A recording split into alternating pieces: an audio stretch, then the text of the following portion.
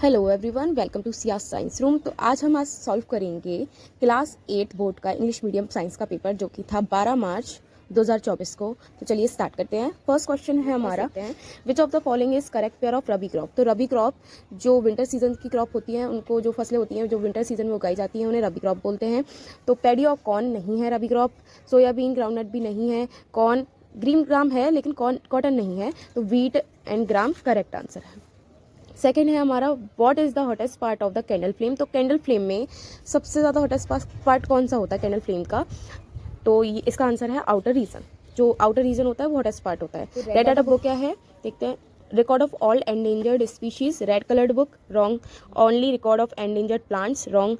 Only record of endangered animals wrong. तो endangered species क्यों, जिसमें प्लांट्स एंड एनिमल दोनों आ जाएंगे। एंडेंजर्ड प्लांट्स एंड एनिमल्स दोनों का डेटा पूरा रेड डाटा बुक में होता है। तो नेक्स्ट है डिस्टिल वाटर इज। तो डिस्टिल वाटर क्या होता है, जिसका जो ना कि एसिडिक होता है और ना ही बेसिक होता है। प्योर वाटर को डिस्टिल वाटर कह रहे हैं। तो डिस्टिल वाटर क्या होता है, a poor conductor and insulator. Insulator होता है जो कि किसी चीज़ को एसिड बेस या इंडिकेट करता है किसी चीज़ को। कंडक्टर, अगर आप करंट फ्लो करेंगे प्योर वाटर में से तो नहीं होगा, नन ऑफ देम तो है ही नहीं। तो करेक्ट आंसर है a poor conductor. Pure water में से इलेक्ट्रिसिटी कंडक्टर नहीं होती है। The charge of an object is examined by. तो एक किसी ऑब्जेक्ट का चार्ज किससे एग्जामाइन करते हैं, माइक्रोस्कोप से नहीं करते, इलेक्ट्रॉन माइक्रोस्कोप से भी नहीं करते। नन ऑफ द अबव तो हो नहीं सकता। तो सही आंसर है इलेक्ट्रिकल डिस्चार्ज। तो फिलिंग द ब्लैंक्स देखेंगे हम।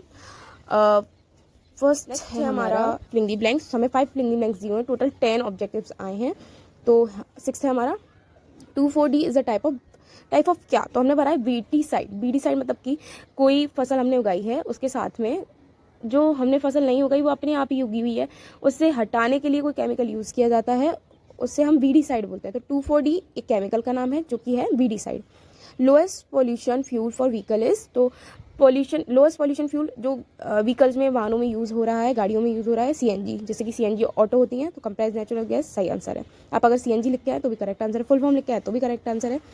Liquid fuel use in home is. तो घरों में जो लिक्विड फ्यूल यूज़ किया जाता है उसे हम एलपीजी कहते हैं, लिक्विड पेट्रोलियम गैस, जो कि सिलेंडर्स में आती है।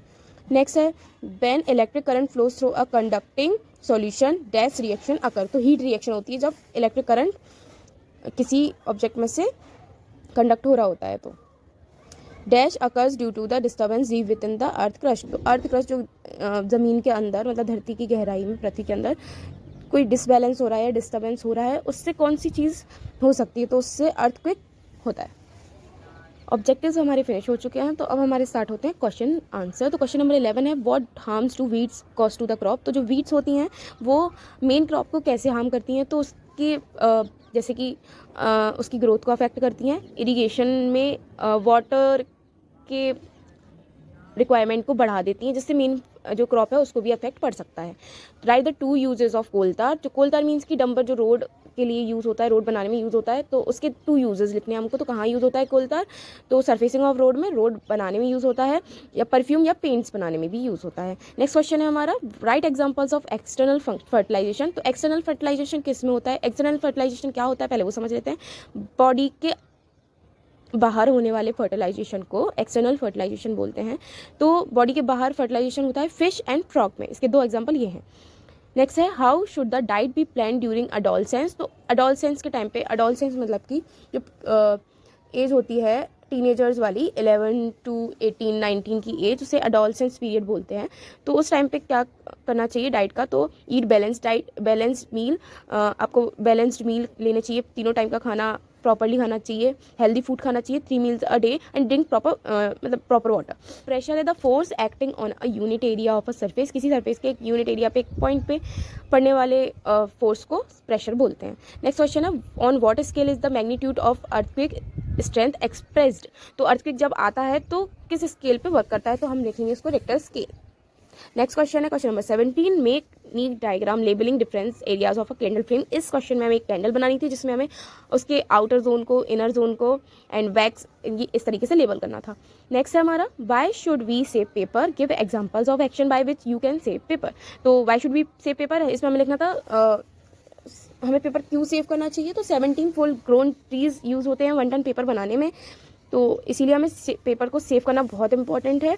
तो एग्जाम्पल्स लिखने थे आपको कैसे आप पेपर को सेव कर सकते हो। तो पॉइंट्स हम लिख सकते हैं उसमें, by using the computer, by using the reusing the paper, by recycling the paper. Paper को री यूज़ कर सकते हैं, कंप्यूटर की यूज़ कर सकते हैं, पेपर बच जाएगा आपका। Right any 3 differences between sexual and asexual reproduction. तो सेक्शुअल रिप्रोडक्शन होता है ह्यूमंस में, एसेक्सुअल रिप्रोडक्शन होता है फ्रॉग्स एंड फिशेस और बहुत सारे इंसेक्ट्स में जो बॉडी के बाहर हो रहा है। सेक्सुअल रिप्रोडक्शन बॉडी के अंदर होता है, इंटरनल फर्टिलाइजेशन होता है, ये एक्सटर्नल फर्टिलाइजेशन होता है। सेक्सुअल रिप्रोडक्शन में सिंगल पेरेंट, सेक्सुअल रिप्रोडक्शन में मेल एंड फीमेल दोनों कंट्रीब्यूट करते हैं। एसेक्सुअल रिप्रोडक्शन में ओनली सिंगल पेरेंट होता है, कोई एक रिप्रोडक्शन कर रहा होता है। नेक्स्ट है, write the contribution of hormones in completing the life cycle of insects and frogs. तो फ्रॉग्स के लाइफ साइकिल को कंप्लीट होने में कौन सा हार्मोन यूज़ होता है। तो मेटामॉर्फोसिस की जो रिएक्शन होती है वो फ्रॉग्स की पूरी लाइफ साइकिल, जो उनका टेडपोल से फ्रॉग बनने तक की रिएक्शन को मेटामॉर्फोसिस बोलते हैं। और मेटामॉर्फोसिस में थायरॉक्सिन हार्मोन यूज़ होता है। थायरॉक्सिन हार्मोन थायराइड ग्लैंड से रिलीज होता है। नेक्स्ट है, why do potters keep a round piece of cloth on their head while lifting heavy loads. जो पॉटर्स होते हैं तो वो अपने सिर पे कोई तौलिया या टर्बन क्यों रखते हैं कोई हैवी लोड रखने से पहले, ताकि प्रेशर डायरेक्टली हेड को अफेक्ट ना करे, इसीलिए। नेक्स्ट देखते हैं, does pure water conduct electricity, if not then what can we do to make it a conductor. क्या प्योर वाटर इलेक्ट्रिसिटी कंडक्ट करता है, तो हमें यहाँ तक के लिए लिखना है नो, क्योंकि प्योर वाटर इलेक्ट्रिसिटी कंडक्ट नहीं करता, ना तो वो एसिडिक होता है, उसमें चार्ज ही नहीं होते हैं, न्यूट्रल होता है वो। If not what can we do to make it conductor, तो हमें क्या करना है, उसको एसिडिक या बेसिक बनाना है। आप उसमें नींबू मिला सकते हैं इसको एसिडिक बनाने के लिए, या फिर कोई एसिड, सिट्रिक एसिड वगैरह ये सब डाल सकते हैं, या फिर कोई बेसिक थिंग डाल सकते हैं जिससे कि वो कंडक्टिव हो जाए। लॉन्ग आंसर टाइप क्वेश्चंस हैं हमारे। फर्स्ट क्वेश्चन है, mention 5 uses of usefulness of microorganism in our life. तो क्या यूजेस होते हैं माइक्रो ऑर्गेनिजम्स के हमारी लाइफ में। तो लैक्टोबैसिलस जो बैक्टीरिया होता है वो कर्ड फॉर्मेशन में घरों में यूज़ किया जाता है। सेकेंड है राइजोबियम, जो कि नाइट्रोजन फिक्सेशन में यूज़ किया जाता है। फर्मेंटेशन में यीस्ट फर्मेंटेशन में बैक्टीरिया माइक्रो ऑर्गेनिजम्स यूज़ होते हैं। नेक्स्ट मैं भूल गई। नेक्स्ट है हमारा यीस्ट, जो कि अल्कोहल प्रोडक्शन में यूज़ किया जाता है और वैक्सीन में यूज़ किए जाते हैं। बस ये हमारे 5 माइक्रो यूज़फुल पॉइंट्स हो गए माइक्रो ऑर्गेनिजम्स के, जो कि हमारी लाइफ में होते हैं। नेक्स्ट क्वेश्चन है, write the advantages and disadvantages of friction. तो फ्रिक्शन क्या होता है, फ्रिक्शन के एडवांटेजेस लिखने हमें। Friction, writing is possible due to friction, put a iron nail in the wall is possible due to friction. कील आप लगा सकते हैं वॉल पे, वो फ्रिक्शन की वजह से ही पॉसिबल है। और 2 तो ये यूज़फुल पॉइंट एडवांटेजेस हो गए। हम वॉक कर सकते हैं फ्रिक्शन की वजह से, हम रन कर सकते हैं फ्रिक्शन की वजह से। चलो ज़रा डिसएडवांटेजेस देख लेते हैं। तो डिसएडवांटेजेस हैं मशीन्स का वियर आउट हो जाना, शूज़ के सोल्स का वियर आउट हो जाना, और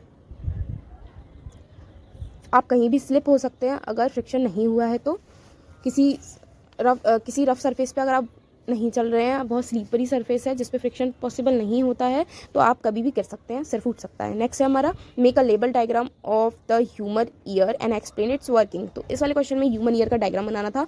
ह्यूमन ईयर बाहर से और अंदर से थोड़ा सा उसका अंदर से उसके पार्ट्स बनाने थे और आपको एक्सप्लेन करना था कि कैसे वर्क करता है। तो जो आउटर ईयर होता है उससे जो साउंड होता है वो जाके साउंड घूम के ईयर के अंदर जाता है और वहाँ पे वेव लेंथ ये वो साउंड, ऐसे कुछ करके आंसर लिखना था। नेक्स्ट है हमारा, right various points of construction of kaleidoscope. तो क्लाइडोस्कोप को बनाने में कौन से पार्ट्स लगते हैं ये आपको लिखना था, उसकी कंस्ट्रक्शन कैसे होता है।